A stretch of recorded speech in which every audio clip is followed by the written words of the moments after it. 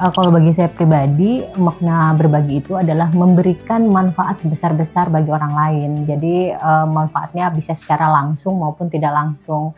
Apa yang bisa kita berikan ke orang lain, selama itu bermanfaat, itu nilainya luar biasa baik ya, seperti itu.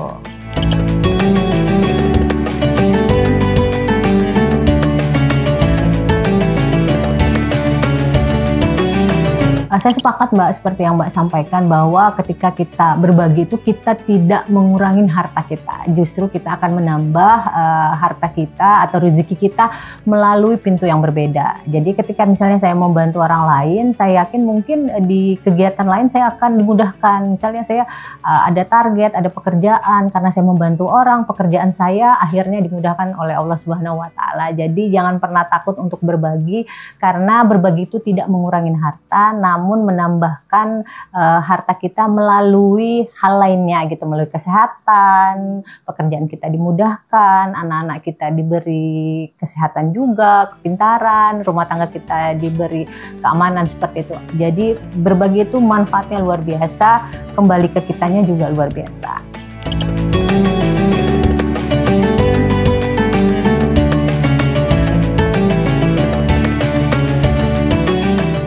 Kalau saya pribadi sih, berbagi itu nggak hanya harus dalam bentuk fisik ya, jasa bisa. Ketika kita bertemu dengan orang lain, kita memberikan senyuman, ramah, itu kan juga dalam bentuk berbagi. Orang akhirnya dapat sisi positifnya. Oh, hari ini dia mungkin dapat kegiatan atau perasaan yang kurang enak, kita memberikan senyuman, itu kan kita berbagi positif kepada mereka. Mereka akhirnya kayaknya dia hidupnya enak, senang gitu, ketemu orang, kita jadi terbawa suasana positifnya. Jadi berbagi tidak hanya dalam bentuk fisik, tapi ketika kita berbaginya memberikan perasaan senang, senyum, ramah ke orang, saya rasa itu memberikan energi positif juga akhirnya ke orang-orang yang ada di sekitar kita. Selain itu juga dalam bentuk jasa juga bisa sih, jadi kita bisa membantu dari hal-hal terkecil seperti itu.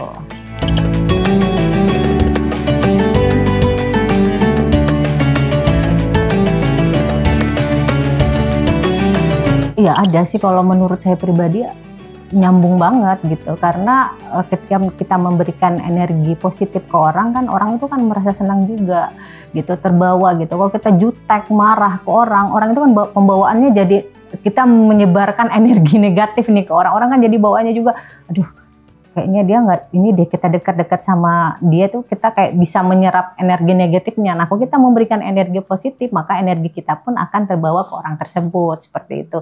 Jadi menurut saya tentu sangat berpengaruh ketika kita komunikasi ramah dengan orang, itu akan meningkatkan kepercayaan juga pada orang lain, seperti itu.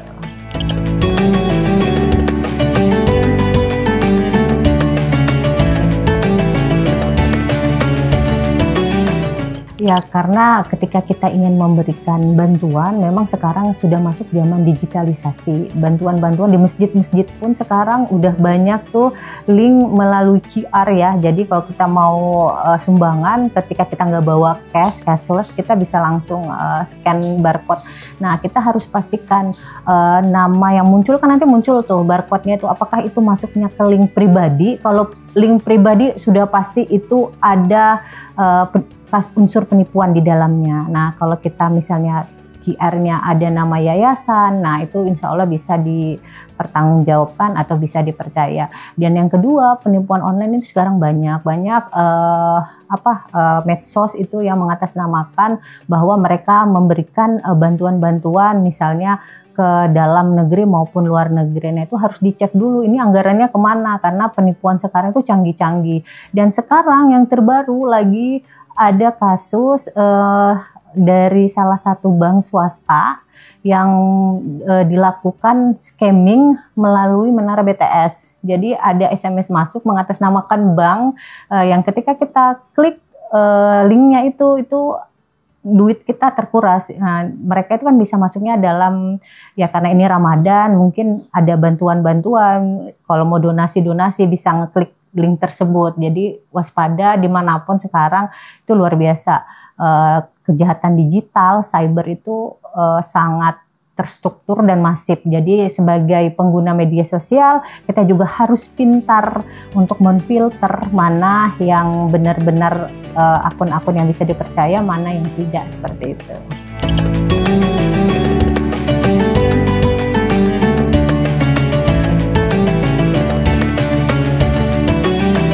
Kalau saya sih menganggapnya konstituen itu adalah keluarga ya. Nah, saya itu menyebutnya kalau di dapil saya keluarga besar Syarifah Ainun Jariyah. Saya sudah nggak menganggap mereka konstituen lagi, tapi bagian dari keluarga besar saya. Makanya ketika ada nikahan atau ada yang butuh bantuan, saya biasanya langsung turun ke dapil untuk datang menemui mereka. Jadi kalau ditanya konstituen, itu adalah keluarga.